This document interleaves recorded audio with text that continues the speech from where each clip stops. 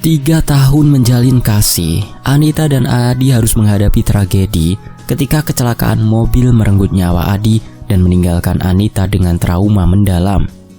Anita bersikeras bahwa kecelakaan itu terjadi karena Adi menghindari seorang anak kecil yang tiba-tiba muncul di jalan.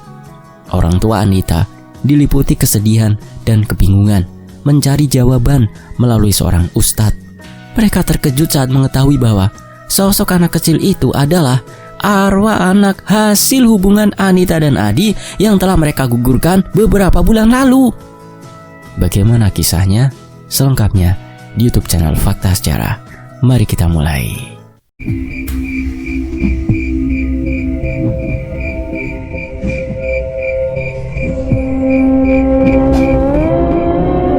Awas Di, ada anak kecil! Teriakan Anita memecah senja yang nyaris sempurna. Dalam sepersekian detik, dunia yang hangat dan penuh tawa berubah menjadi dentuman besi yang diremas takdir.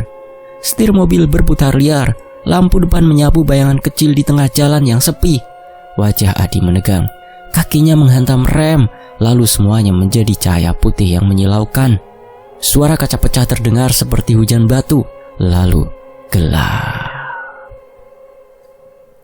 Beberapa jam sebelumnya, langit masih berwarna jingga keemasan. Anita duduk di kursi penumpang sambil memandangi Adi yang menyetir dengan satu tangan. Tangan lainnya menggenggam jemarinya. Senyum lelaki itu berhasil, selalu berhasil, membuatnya merasa aman. 3 tahun ya Nit, gak kerasa ya, ucap Adi ringan, tapi sorot matanya serius. Aku gak mau cuma berhenti sampai di sini. Anita terkekeh pelan. Berhenti apanya? Ya berhenti jadi pacar, aku mau kamu jadi istri. Ucapan itu menggantung di udara, di antara wangi senja dan suara mesin mobil yang halus. Anita menoleh, menatap wajah lelaki yang telah menemaninya selama 3 tahun dari masa kuliah yang semrawut. Pertengkaran-pertengkaran kecil sampai rencana-rencana besar tentang rumah sederhana dan 2 anak yang berlarian di halaman. Serius? Bisiknya. Adi mengangguk. Serius? Aku sudah bicara sama orang tuaku. Tinggal cari waktu yang tepat buat ngomong ke ayah dan ibu kamu. Jantung Anita berdebar. Ada bahagia, ada takut, ada sesuatu yang tak terucap. Namun sore itu, ia memilih tersenyum dan memeluk lengan Adi lebih erat. Kalau gitu, jangan ngebut. Aku belum mau mati sebelum jadi istri kamu, kodanya. Adi tertawa kecil. Tenang aja, aku jago nyetir. Jalan yang mereka lewati mulai sepi. Pepohonan di kiri kanan membentuk lorong gelap, meski matahari belum sepenuhnya tenggelam. Lampu-lampu jalan belum menyala. Hanya cahaya senja yang tersisa, samar dan menipu mata. Anita bersandar, menikmati momen itu. Ia tidak tahu bahwa kenangan itu akan menjadi yang terakhir. Semuanya terjadi terlalu cepat. Di tikungan panjang yang minim penerangan, Anita melihat sesuatu di tengah jalan. Bukan bayangan pohon, bukan hewan liar. Seorang anak kecil, tubuhnya kecil, berdiri membelakangi mobil. Rambutnya tampak kusut, pakaiannya pucat seperti kain yang terlalu sering dicuci. Ia berdiri diam, seolah menunggu. Di, pelan. Anita menegakkan tubuhnya. Adi mengurutkan kening. Mana? Itu, di depan. Ketika Adi akhirnya melihat sosok itu, jarak mereka sudah terlalu dekat. Refleksnya spontan. Setir dibanting ke kiri, rem diinjak keras. Ban berdecit panjang, seperti jeritan yang diseret di aspal.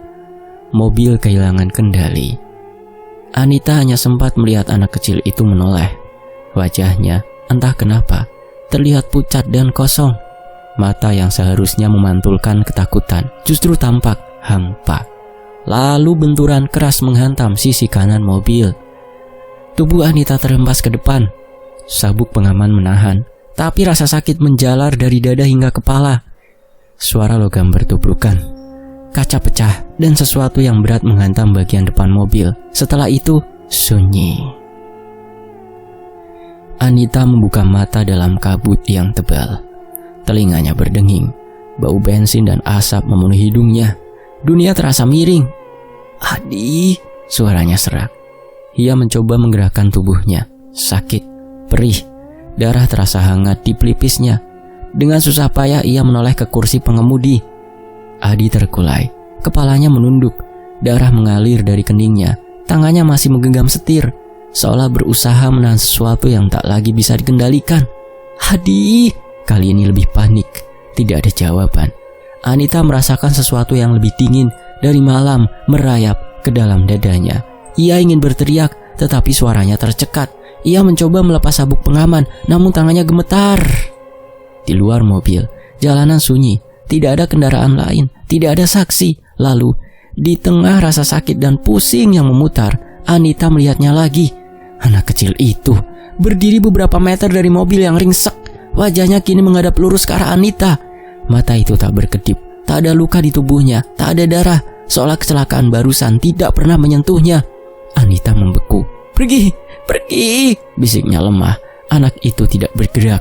Angin senja meniup rambutnya yang tipis. Untuk sesaat, Anita merasa seakan anak itu sedang menatapnya dengan tuduhan. Suaranya akhirnya pecah menjadi jeritan ketika pandangannya menggelap.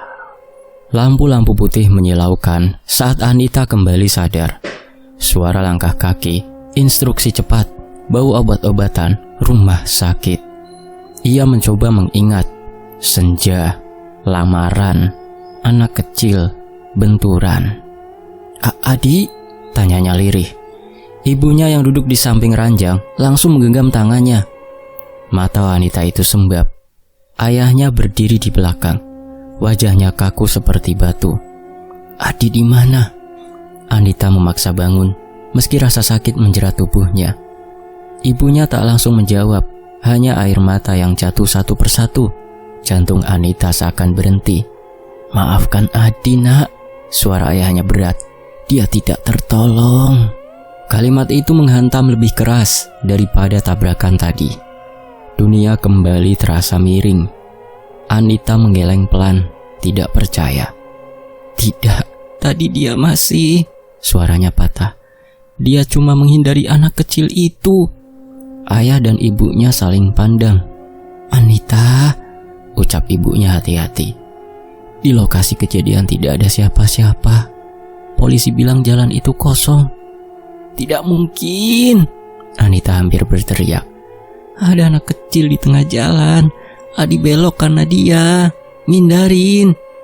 Namun di mata orang tuanya, yang terlihat hanya kekhawatiran. Anita terdiam. Ingatannya kembali pada sosok kecil yang berdiri di depan mobil. Wajah pucat itu, tatapan hampa itu. Ia memejamkan mata, tetapi bayangan itu justru semakin jelas. Senja yang tadi hangat, kini berubah menjadi malam panjang yang tak berujung. Dan di antara rasa kehilangan yang mengoyak dada, satu pertanyaan terus berputar di kepalanya. Jika tidak anak kecil di jalan itu, lalu siapa yang mereka lihat? Rumah terasa berbeda sejak Anita kembali dari rumah sakit. Bukan karena perabotannya berubah, bukan pula karena dinding-dindingnya berganti warna, tapi karena sunyi yang menggantung di setiap sudut terasa lebih berat dari biasanya, seolah ikut berkabung. Anita berjalan perlahan dengan langkah yang masih belum sepenuhnya kuat. Luka di pelipisnya sudah mengering, tetapi memar di dada dan lengannya masih meninggalkan rasa nyeri setiap kali ia bergerak. Dokter bilang ia selamat karena sabuk pengaman. Selamat. Kata itu terdengar seperti ejekan. Kamar tidurnya masih sama seperti sebelum kecelakaan. Foto dirinya dan Adi di meja belajar masih tersenyum cerah, seolah tak tahu apa yang telah terjadi. Anita menatap foto itu lama sekali, sampai pandangannya mengabur. Ia belum sanggup menyentuh ponselnya, belum sanggup membaca pesan terakhir dari Adi, belum sanggup mendengar ulang rekaman suara yang dulu sering membuatnya tersenyum. Malam pertama di rumah menjadi ujian. Lampu kamar sudah dimatikan, hanya menyisakan cahaya redup dari luar jendela. Anita memejamkan mata. mencoba mengikuti nafasnya sendiri seperti yang diajarkan dokter untuk meredakan trauma. Tapi, setiap kali hampir terlelap, suara itu datang kembali. Decit ban, dentuman keras, dan wajah anak kecil itu. Anita terbangun dengan nafas tersengal. Jantungnya berdegup tak terkendali. Ia menyalakan lampu meja dengan tangan gemetar. Ruangan kembali terang, normal. Cuma mimpi, gumamnya, mencoba meyakinkan diri. Ia turun dari ranjang untuk mengambil segelas air. Kakinya masih terasa lemas. Saat membuka pintu kamar, lorong rumah tampak gelap dan panjang. Lampu ruang tengah dimatikan. Hanya cahaya dari dapur yang menyala temaram. Anita melangkah pelan. Baru 2 langkah, ia berhenti. Di ujung lorong, dekat ruang tamu, ada sesuatu. Sosok kecil, berdiri membelakangi dirinya. Anita membeku, tenggorokannya kering seketika. Sosok itu persis seperti yang ia lihat di jalan malam itu. Tubuh mungil, rambut kusut, pakaian pucat yang menggantung longgar. Tidak, bisiknya hampir tak terdengar. Anak itu perlahan menoleh. Wajahnya pucat, terlalu pucat untuk anak seusianya. Matanya besar dan kosong. Tidak ada ekspresi, tidak ada tangisan, tidak ada kemarahan. Hanya tatapan lurus yang membuat dada Anita sesak. Gelas di tangannya terlepas dan pecah di lantai. Ibunya keluar dari kamar dengan wajah panik. Kenapa, Nit? Anita menunjuk ke ujung lorong dengan tangan gemetar. Itu, ada anak kecil di sana. Lampu ruang tengah langsung dinyalakan. Cahaya memenuhi lorong. Tidak ada siapa-siapa. Hanya serpihan kaca dan air yang menggenang di lantai. Ibunya memeluknya erat. Kamu cuma kaget, Nak. Trauma itu wajar. Anita tidak menjawab. Matanya masih terpaku ke tempat tadi sosok itu berdiri. Ia tahu apa yang ia lihat. Itu bukan mimpi. Hari-hari berikutnya berjalan lambat. Anita lebih sering mengurung diri di kamar. Ia menolak bertemu teman-teman yang datang melayat untuk Adi. Setiap kali mendengar namanya disebut, nafasnya terasa tercekat. Namun yang paling membuatnya lelah bukanlah rasa duka, melainkan bayangan yang terus mengikuti. Anak kecil itu mulai muncul di tempat-tempat yang tak terduga. Di cermin kamar mandi, berdiri di belakangnya saat ia mencuci muka. Ketika Anita menoleh, pantulan itu menghilang. Di halaman rumah, berdiri di bawah pohon mangga saat senja turun, hanya terlihat sekilas, lalu lenyap ketika ia berkedip. Bahkan di siang hari, saat matahari sedang tinggi, Anita pernah melihatnya duduk di bangku teras. Kepala kecil itu menunduk, kaki bergoyang pelan. Setiap kemunculan selalu diiringi perasaan yang sama, dingin, menekan, dan menyalahkan. Anita mulai mempertanyakan kewarasannya. Semua orang bilang, di lokasi kecelakaan tidak ada siapa-siapa, katanya suatu sore kepada ayahnya. Tapi aku melihatnya jelas sekali. Ayahnya menarik nafas panjang. Mungkin cahaya senja menipu penglihatanmu, Nak. Jalan itu memang sering sepi. Tidak, Anita menggeleng keras. Adi juga melihatnya. Kalau tidak, dia tidak mungkin membanting setir. Kalimat itu membuat suasana hening. Di dalam hati, Anita tahu satu hal. Jika ia tidak berteriak waktu itu, mungkin Adi tidak akan membelokkan mobil. Mungkin mereka hanya akan melintas seperti biasa. Mungkin Adi masih hidup. Pikiran itu berputar-putar tanpa henti, menggerogoti kewarasannya sedikit demi sedikit. Malam-malamnya kini dipenuhi mimpi buruk. Ia sering terbangun karena merasa ada yang berdiri di samping ranjang. Pernah suatu kali, saat membuka mata, ia melihat anak itu tepat di sisi tempat tidurnya. Jaraknya begitu dekat. Anita bisa melihat garis tipis di bawah mata anak itu. Seperti bayangan kelelahan yang tak wajar. Bibirnya sedikit terbuka, seolah ingin berbicara, tetapi tak ada suara yang keluar. Apa maumu? Anita berbisik dengan suara gemetar. Anak itu hanya menatap. Tiba-tiba ruangan terasa sangat dingin. Nafas Anita membentuk uap tipis di udara. Meski pendingin ruangan tidak menyala, lampu kamar berkedip sekali, 2 kali, Lalu sosok itu memudar, seperti kabut tersapu angin. Anita menjerit memanggil ibunya. Keesokan paginya, ibunya memaksa membawanya ke dokter lagi. Dokter mengatakan Anita mengalami trauma berat dan kemungkinan halusinasi pasca kecelakaan. Halusinasi.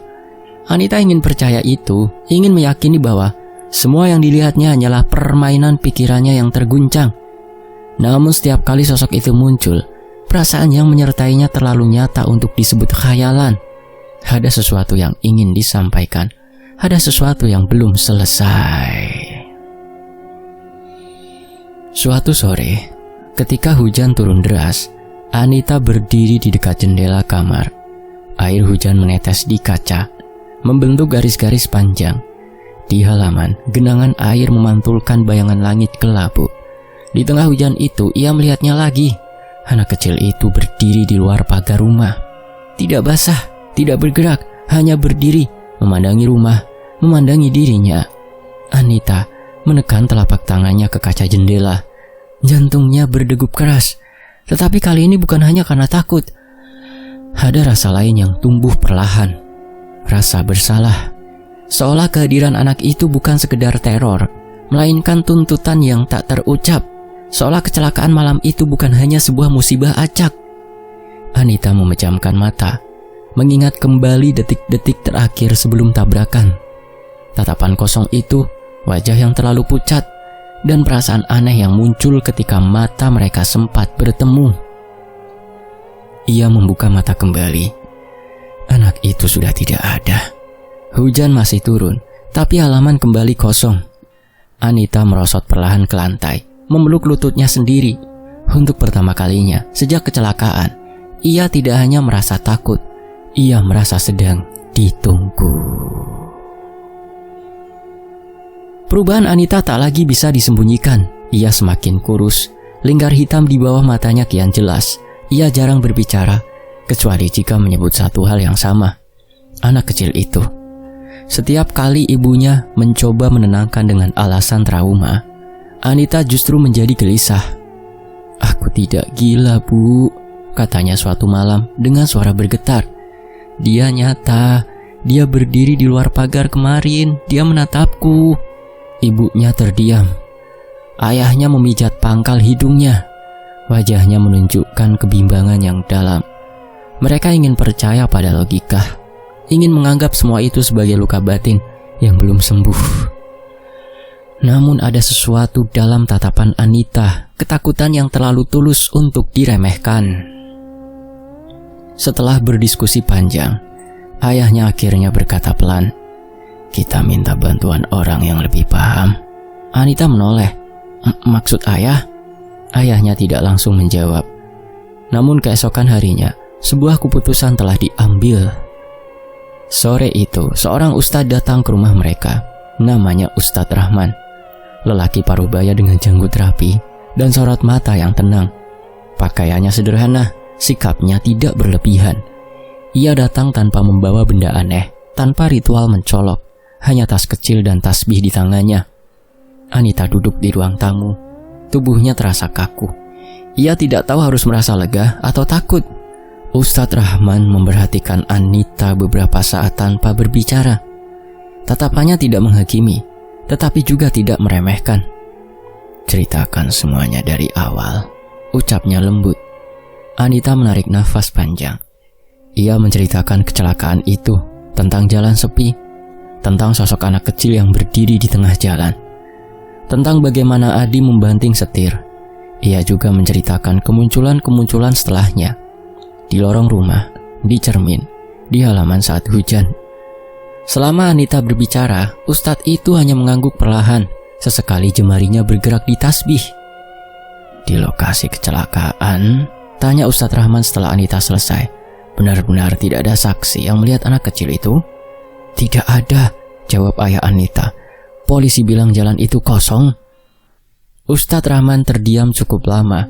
Suasana ruang tamu terasa menegang. Kemudian ia berkata pelan, "Tidak semua yang terlihat oleh manusia bisa disaksikan oleh semua mata." Ibunya Anita langsung menatap Ustadz itu. "Maksudnya?" Ustadz Rahman menoleh pada Anita. Sejak kecelakaan itu, apakah kamu merasa hawa di sekitarmu sering berubah? Tiba-tiba dingin atau terasa berat? Anita mengangguk cepat. Setiap dia muncul, udara jadi dingin, seperti ada yang menekan dada saya. Ustadz Rahman menghela nafas pelan. Ada energi yang mengikuti kamu. Kata-kata itu membuat jantung Anita berdegup lebih cepat. Energi apa, Ustadz? Tanya ayahnya hati-hati. Energi yang belum selesai. Bukan sekedar bayangan pikiran, bukan sekedar trauma, jawabnya. Ibunya langsung memegang tangan Anita erat. Ustadz Rahman meminta izin untuk berbicara berdua dengan Anita bersama ibunya di ruang tengah. Ayahnya menyingkir, meski dengan wajah penuh kekhawatiran. Begitu hanya mereka berdua, ibunya ke dapur mengambil minum. Ustadz itu memejamkan mata sejenak, membaca doa lirih. Suaranya rendah dan teratur. Anita merasakan bulu kuduknya berdiri. Tolong fokus, ingat wajah itu, ingat wajah anak itu, ucapnya pelan. Anita menelan ludah, ia memejamkan mata. Wajah pucat itu muncul jelas di benaknya. Mata kosong, tatapan lurus yang seolah menembus dirinya. Tiba-tiba, udara di ruangan terasa berbeda, lebih berat, lebih padat. Anita membuka mata spontan. Di sudut ruang tamu, dekat lemari kayu tua, ia melihat bayangan kecil berdiri. Anak itu, kali ini lebih jelas daripada sebelumnya. Anita tercekat. Dia di situ, bisiknya gemetar. Ustadz Rahman tidak langsung menoleh, ia tetap tenang. Jangan panik, jangan berteriak. Anita menahan nafas. Sosok itu hanya berdiri diam, menatapnya seperti biasa. Namun ada sesuatu yang berbeda. Tatapannya tidak sekosong dulu. Ada emosi samar yang sulit dijelaskan. Ustadz Rahman perlahan membuka mata dan menoleh ke arah yang Anita tunjuk. Wajahnya berubah serius. Ia bisa merasakan sesuatu, bukan melihat secara kasat mata seperti Anita, tetapi cukup untuk membuatnya yakin. Memang ada, katanya pelan. Kalimat itu membuat Anita hampir menangis. Bukan karena takut, melainkan karena untuk pertama kalinya seseorang mempercayainya. Ibunya yang mendengar dari kejauhan langsung mendekat. Apa maksudnya, Ustadz? Ustadz Rahman berdiri perlahan. Putri ibu tidak berhalusinasi. Ada entitas yang terikat padanya. Terikat? Ulang ayahnya. Ya, energinya kuat, sangat kuat. Dan bukan energi yang asing. Anita merasa lututnya melemah. Apa dia yang menyebabkan kecelakaan itu? Ustadz Rahman menatapnya dalam. Entitas seperti itu jarang muncul tanpa alasan. Biasanya ada hubungan, ada ikatan. Ikatan apa? Suara Anita hampir tak terdengar. Ustadz Rahman tidak langsung menjawab. Ia kembali memejamkan mata, membaca doa dengan suara lebih tegas. Ruangan terasa semakin berat sesaat, lalu perlahan mereda. Ketika ia membuka mata lagi, bayangan di sudut ruangan sudah menghilang. Untuk sekarang, katanya pelan namun tegas, yang perlu kalian pahami adalah ini bukan sekedar trauma. Sosok itu bukan imajinasi. Ibunya Anita tampak pucat. Ayahnya menatap lantai. Pikirannya jelas berkecamuk. Anita berdiri, merasakan campuran perasaan yang rumit. Takut, iya, tetapi juga ada kepastian yang aneh. Semua yang ia lihat bukanlah kegilaan. Ustadz, bisiknya, apa dia akan terus mengikuti saya? Ustadz Rahman memandangnya lama. Selama sebab kemunculannya belum dipahami, kemungkinan itu ada. Suasana menjadi sunyi. Di luar rumah, angin sore berembus pelan, menggoyangkan daun-daun kering di halaman. Tidak ada hujan, tidak ada suara aneh. Namun bagi Anita, dunia tak lagi terasa sama. Kini ia tahu, ia tidak sendirian. Dan apapun sosok itu, ia datang bukan tanpa tujuan. Sejak pertemuan dengan Ustadz Rahman, rumah Anita terasa menyimpan sesuatu yang menunggu dibuka. Ustadz itu tidak langsung memberikan jawaban. Ia hanya meminta waktu, menyarankan agar keluarga Anita memperbanyak doa dan menjaga ketenangan rumah. Namun sebelum pamit sore itu, ia sempat menatap Anita cukup lama, tatapan yang membuat dadanya terasa sesak. Mungkin ada peristiwa di masa lalu yang belum selesai, ucapnya perlahan.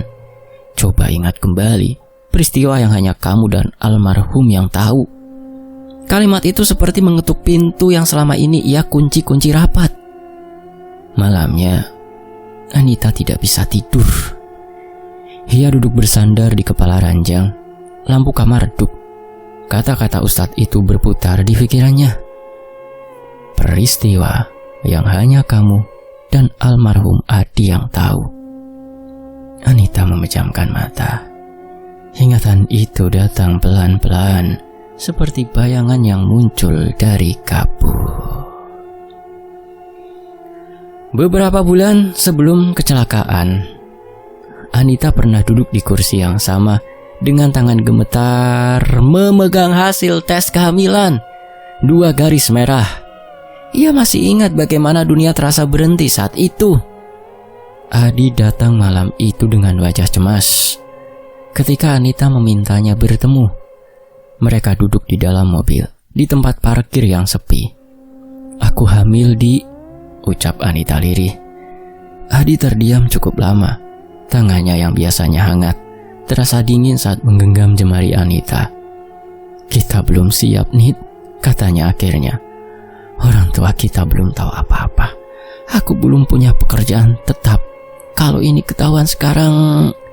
Anita tahu kelanjutan kalimat itu tanpa perlu diucapkan. Mereka panik, takut, malu. Beberapa hari setelahnya dipenuhi perdebatan dan tangisan. Anita sempat ingin mempertahankan kandungan itu. Ada bagian kecil dalam dirinya yang sudah mulai merasa terikat. Namun tekanan datang dari banyak sisi. Ketakutan akan masa depan, bayangan kekecewaan orang tua, bisikan teman yang menyarankan jalan cepat. Akhirnya mereka membuat keputusan yang hingga kini tak pernah mereka ceritakan kepada siapapun. Keputusan yang mereka kubur dalam-dalam. Air mata mengalir di pipi Anita saat ingatan itu selesai. Ia membuka mata. Di sudut kamar, dekat lemari, sosok kecil itu sudah berdiri. Tidak lagi sekedar bayangan samar, kini lebih jelas. Tubuh mungil itu tampak rapuh, kulitnya pucat, hampir keabu-abuan. Matanya tidak kosong lagi. Ada sesuatu di sana. Luka yang tak terucap. Anita terisak. Maaf, bisiknya. Anak itu tidak bergerak, hanya menatap. Keesokan paginya, Anita memanggil Ustadz Rahman kembali. Ia tidak ingin menunggu lebih lama. Di ruang tamu, dengan ayah dan ibunya duduk tegang. Anita akhirnya membuka rahasia yang selama ini ia simpan. Aku pernah hamil, ucapnya dengan suara pecah. Ibunya langsung menutup mulutnya, wajahnya pucat pasi. Ayahnya membeku di tempat. Dengan Adi? Tanya ayahnya pelan, seolah bertahap, berharap jawaban lain. Anita mengangguk. Ia menceritakan semuanya. Tentang kepanikan, tentang keputusan yang diambil dalam ketakutan, tentang bagaimana ia berusaha melupakan peristiwa itu seolah tak pernah terjadi. Ruangan terasa sesak oleh rasa bersalah yang mengendap. Ustadz Rahman mendengarkan tanpa memotong. Setelah Anita selesai, ia menundukkan kepala beberapa saat. Kadang, apa yang kita anggap selesai di dunia ini belum tentu selesai di sisi lain, katanya pelan. Ibunya Anita mulai menangis pelan. Ustadz, maksudnya? Suara ayahnya bergetar. Ustadz Rahman menatap Anita. Entitas yang mengikuti kamu memiliki ikatan darah. Energinya sangat kuat. Bukan seperti arwah yang tersesat tanpa tujuan. Jantung Anita berdegup keras. Jadi dia... Suaranya hampir tak terdengar. Besar kemungkinan. Jawab Ustadz itu hati-hati. Sosok yang kamu lihat adalah ruh yang belum menerima takdirnya. Tangisan Anita pecah. Semua potongan peristiwa terasa menyatu dalam satu garis yang menyakitkan. Anak kecil di tengah jalan, tatapan hampa sebelum tabrakan. Kemunculan-kemunculan yang selalu diiringi rasa bersalah yang menekan dada. Dia menuntut keadilan? Tanya Anita lirih. Bukan dengan cara yang kita pahami sebagai balas dendam, jawab Ustadz Rahman. Tetapi ada hak yang tidak ia rasakan, kehidupan yang tidak sempat ia jalani. Kata-kata itu seperti pisau yang mengiris pelan.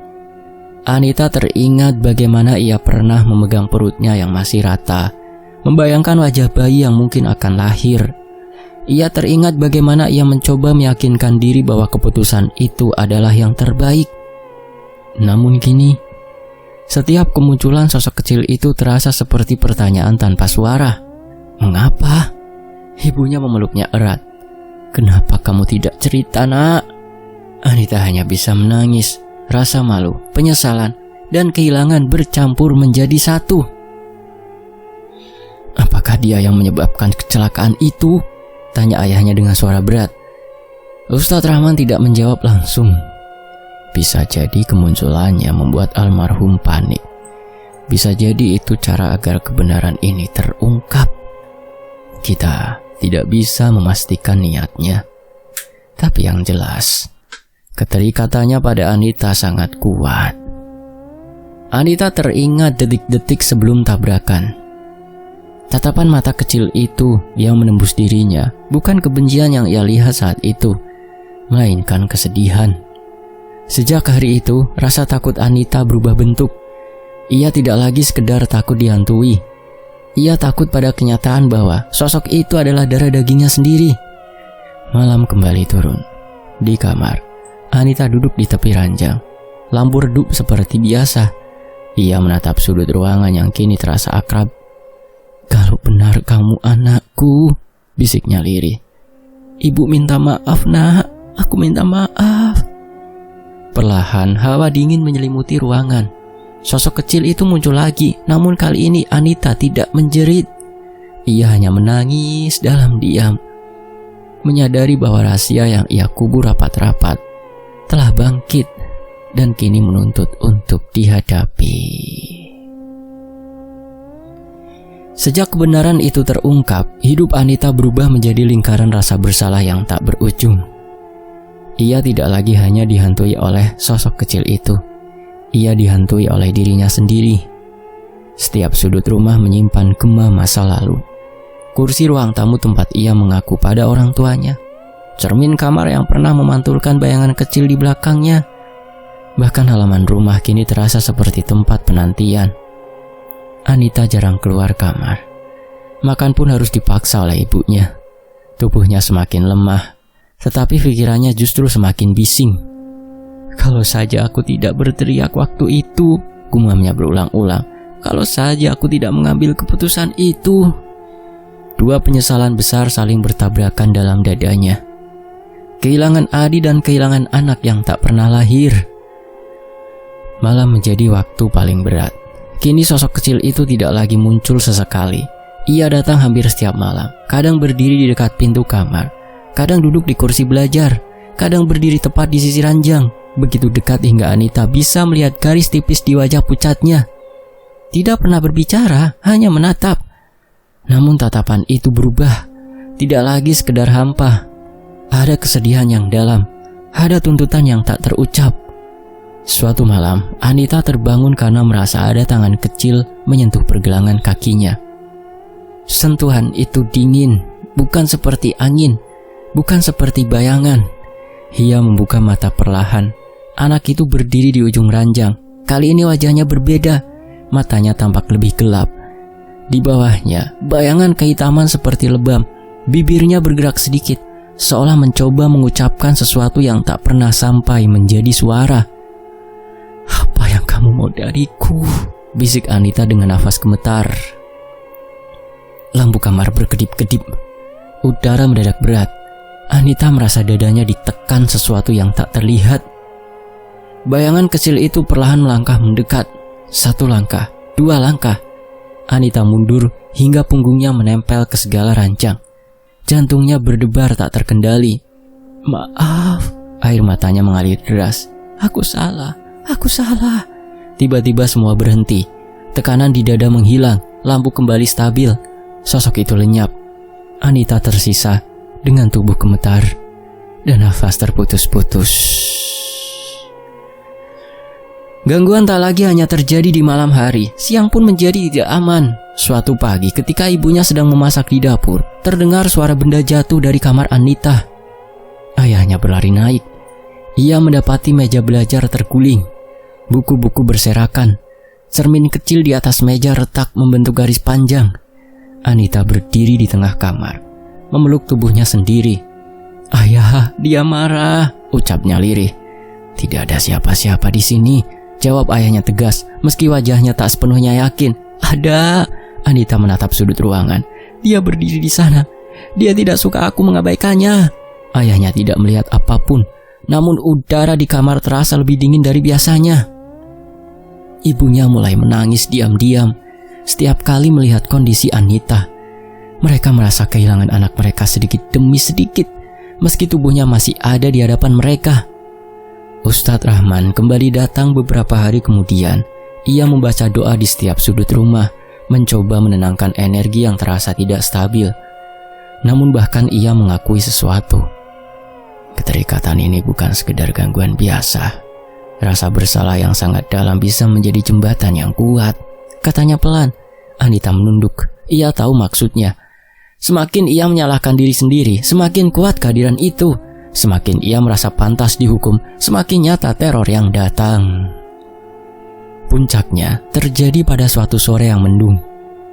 Anita duduk sendirian di ruang tamu. Hujan belum turun, tetapi langit gelap menggantung. Rumah terasa terlalu sunyi. Ia menatap foto dirinya dan Adi yang masih terpajang di dinding. "Aku gagal menjaga semuanya," bisiknya. Tiba-tiba, suara tawa kecil terdengar.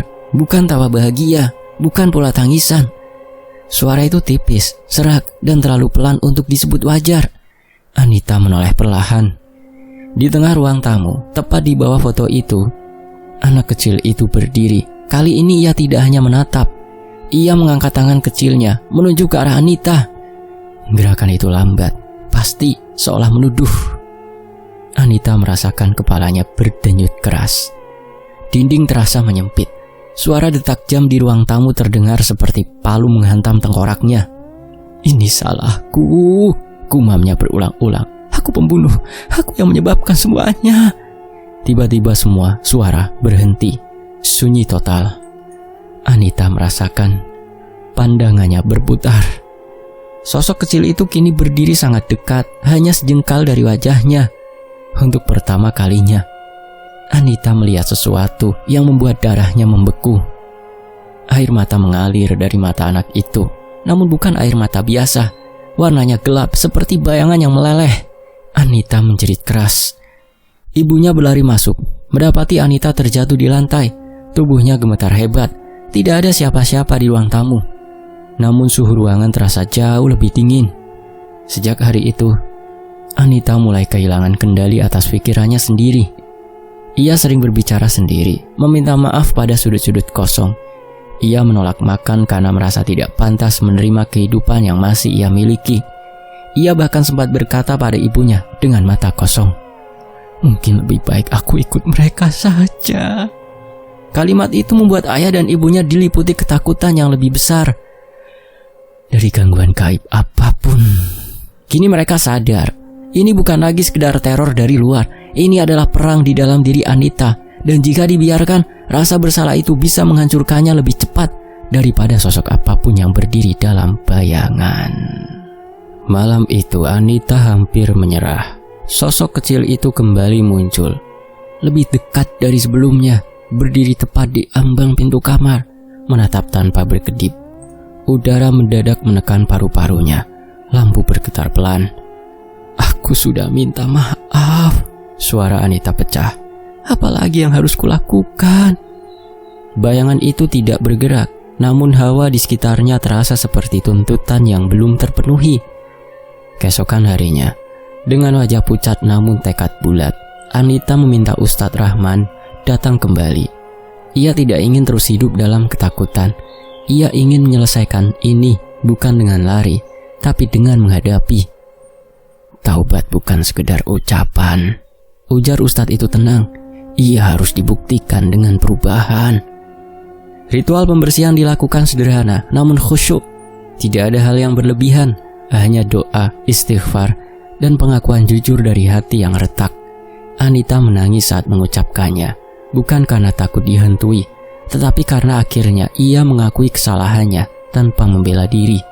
Ia juga mulai berpuasa, bersedekah atas nama anak yang tak sempat lahir, dan mengunjungi panti asuhan. Setiap langkah terasa berat, tetapi perlahan dadanya tidak lagi sesak seperti dulu. Malam berikutnya, sosok itu muncul lagi, namun kali ini Anita tidak gemetar. Aku tidak bisa mengulang waktu, tapi aku akan hidup lebih baik untukmu, ucapnya lirih.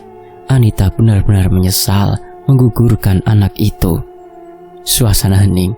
Udara yang biasanya dingin kini hanya sejuk. Sosok kecil itu tidak mendekat, tidak pula menghilang tiba-tiba. Ia berdiri sebentar, lalu memudar perlahan. Untuk pertama kalinya Anita merasa bukan sedang dihukum, melainkan diberi kesempatan. Anita terbangun karena merasa tidak sendirian. Bukan oleh hawa dingin, bukan oleh suara benda jatuh di hari itu, tapi oleh keheningan yang terlalu sempurna. Jam dinding berhenti berdetak, angin di luar jendela mendadak diam, seolah dunia menahan nafas.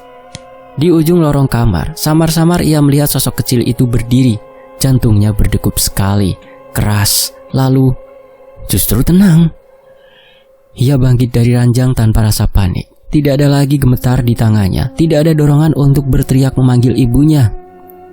Aku tahu kamu datang, nak, ucapnya pelan, mengakui itu anaknya.